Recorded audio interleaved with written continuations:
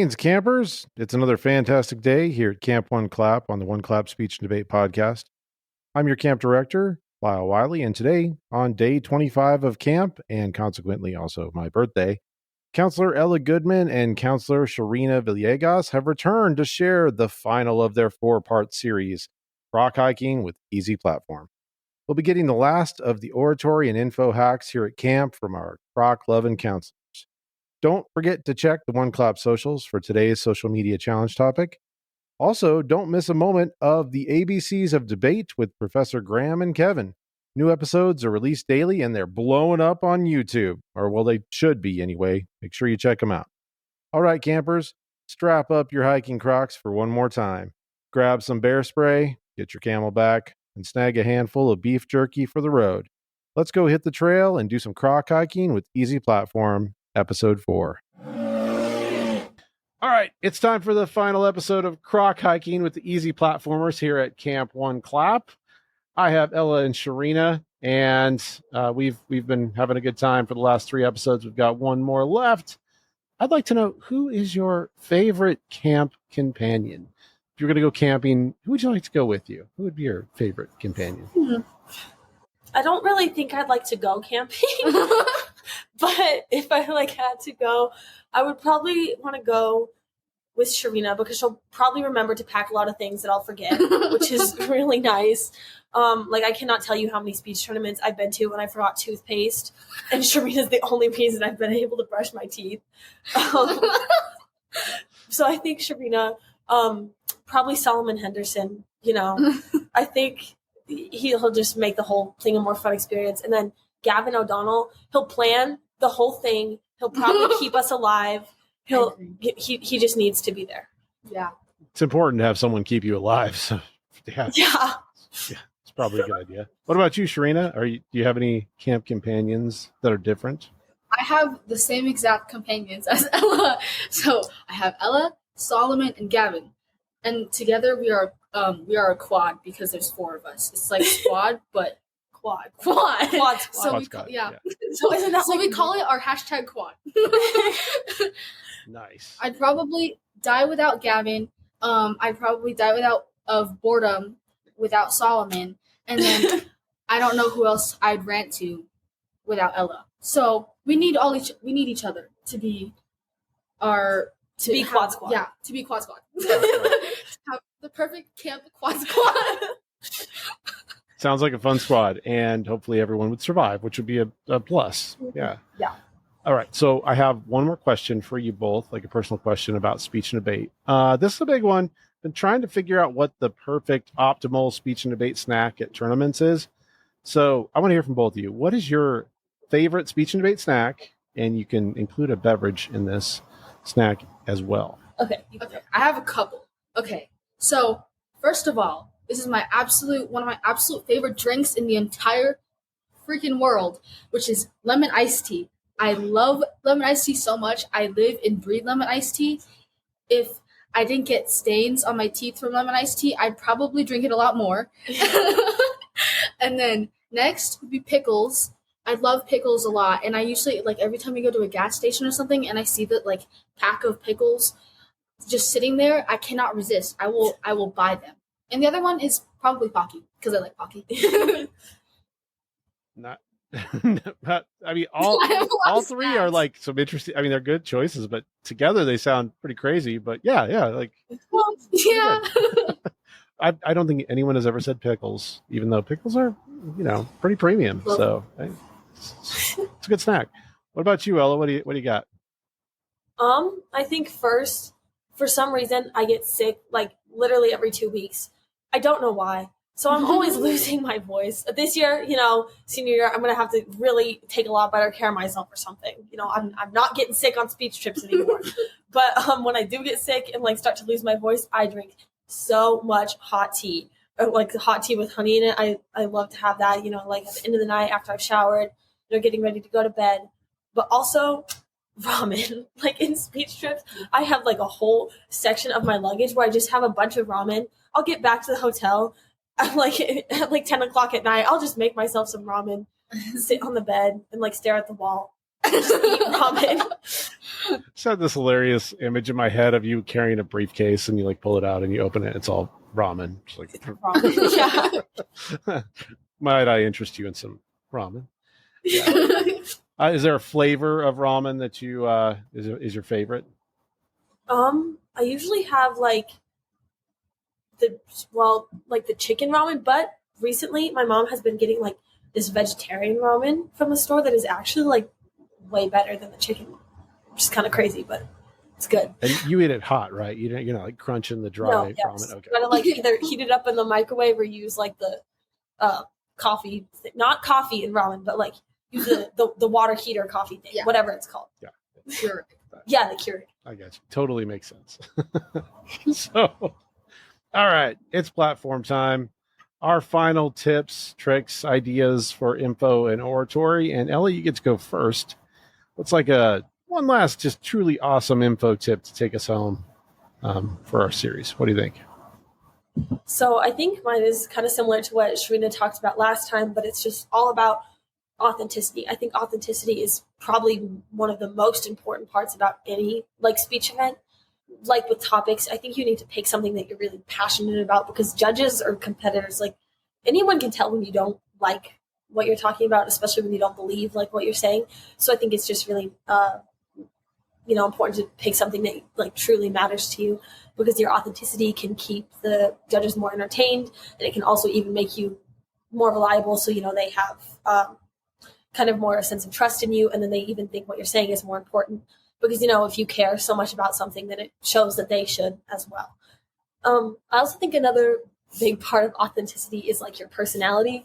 I think when I started speech, I thought I had to like kind of put on like a persona that was like professional, and like I couldn't like be myself. But I think that you really should be yourself, because like if you're acting like just like you're talking to your friend, you're being genuine about what you're saying, it just makes your speech that much more powerful.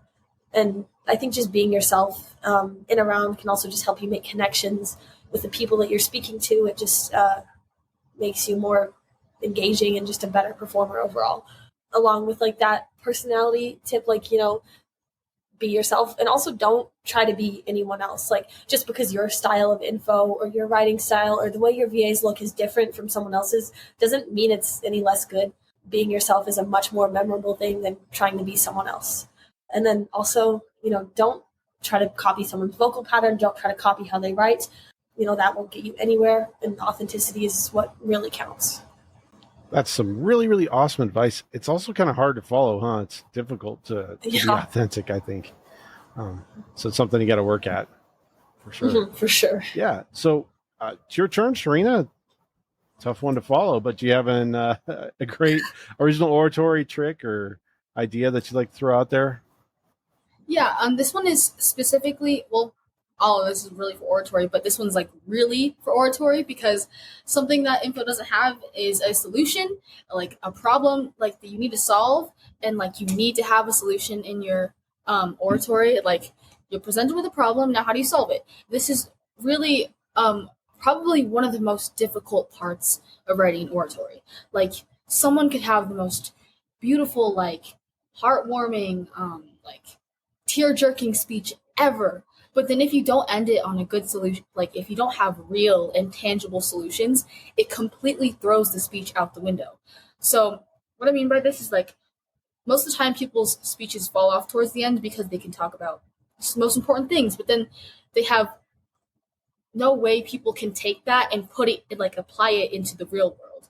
So it has to, and usually like this can be like sometimes people do acronyms, they like have things like sometimes I know this speech on the final stage, just something like you could download an app, I don't know, talking to people, but something that could also people need to keep in mind when it comes to solutions is that it has to be something that extends past just being aware of the problem.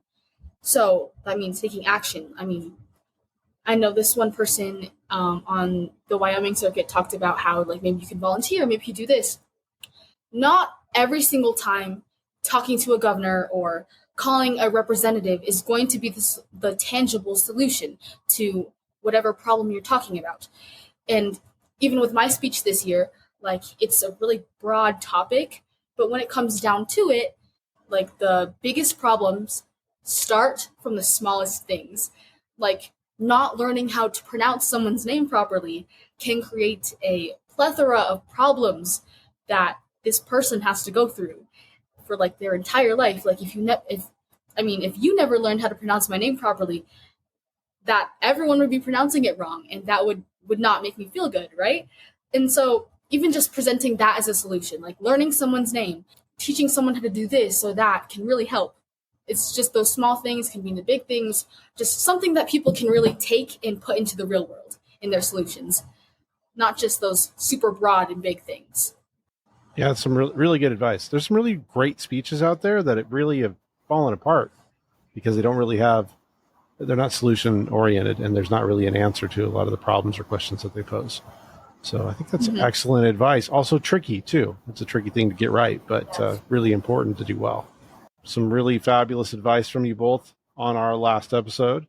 Do you have any final thoughts that you'd like to share about platform, speech and debate, anything at all?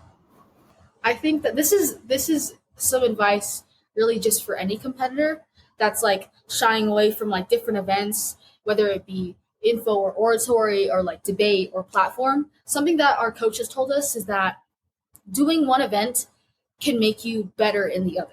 So seriously, if you're just starting in speech and debate, if you've been a varsity for all 4 years and you want to get those and you want to become a stronger competitor, don't be scared to try other events. I mean, I know that this year we're both going to be trying something new. What new events are you doing? Each other's. Are you going to do a duo together too?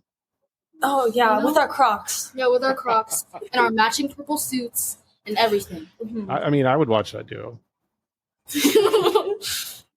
Well, that's good advice. It's always good to step out of your comfort zone. And I do think it is true that it's kind of like cross training in sports. I mean, anymore they say if you want to be if you want to play at college level or like basketball, they don't want you to specialize. Coaches don't want you to specialize in basketball. They want you to play football and tennis and basketball or whatever.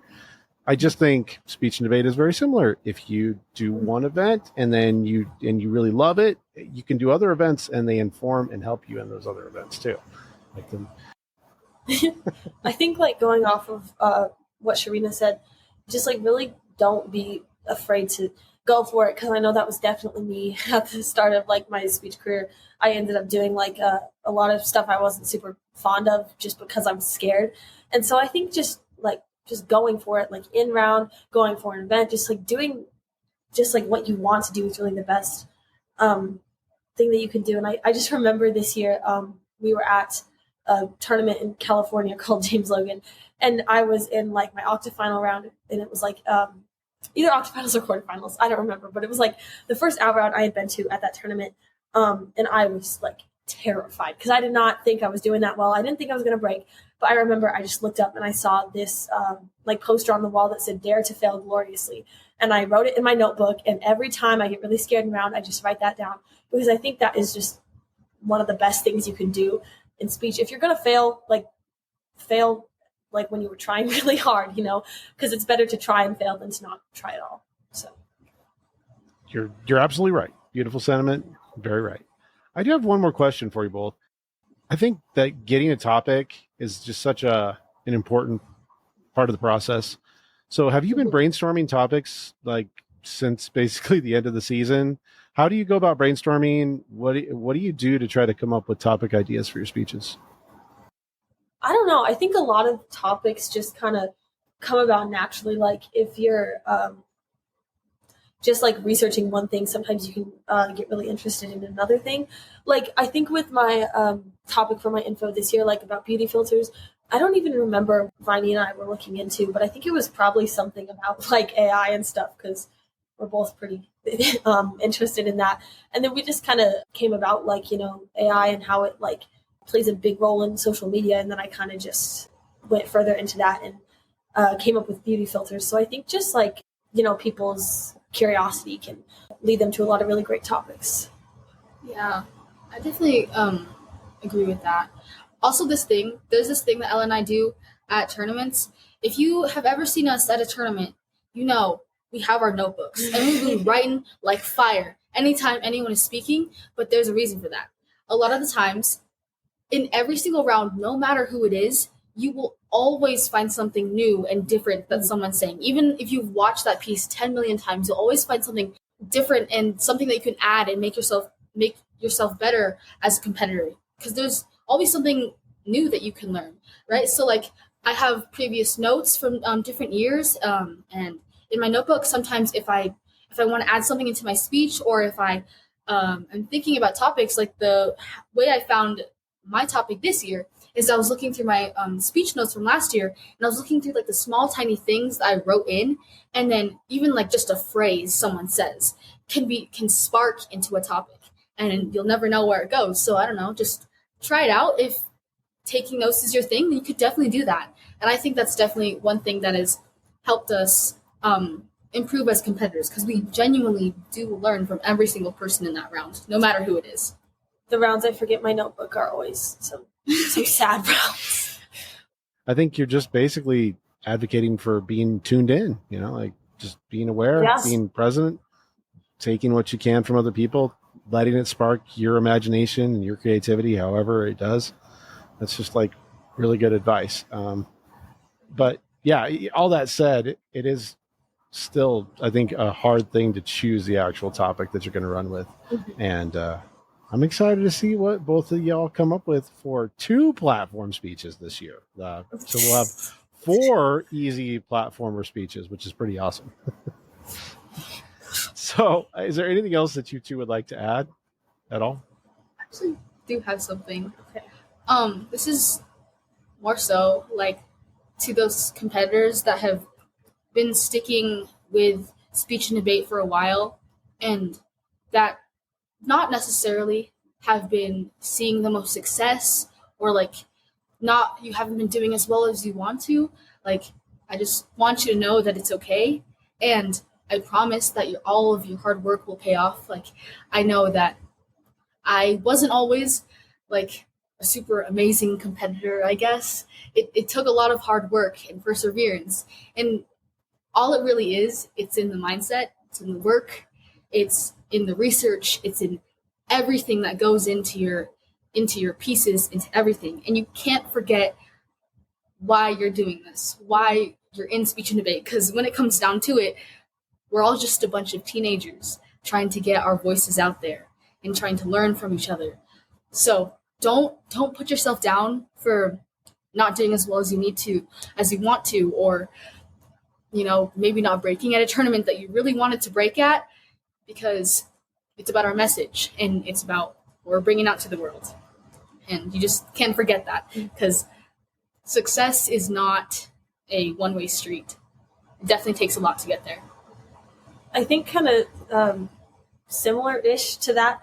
I think I kind of got into this mindset, like as I started to get into speech a little bit more, that like success was all that mattered, and I would kind of like place like my happiness with myself and my speech based on how I would do at tournaments, and I would always feel a lot better at tournaments that I placed higher at. But then at like Riverton State in 2022, I remember I was so nervous before that tournament, and we were in like some random like Wendy's or Carl's Jr. or something, I don't even know, but I was just starting to freak out. And then my friend Solomon Henderson, he was just talking to me, and he just gave me one of like the best pep talks I've ever heard in my life. And he just asked me, he's like, well, why are you doing your info? And I was like, what do you mean? And he's like, why are you doing it? And he's like, because I do mine to make people laugh.